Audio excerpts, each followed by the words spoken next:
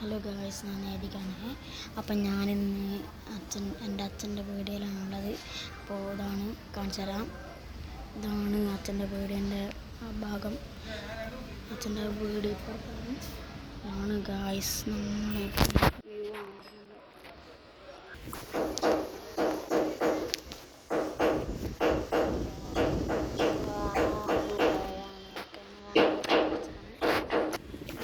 നമ്മൾ ഒരു റോക്കറ്റ് പോകുന്നുണ്ട്.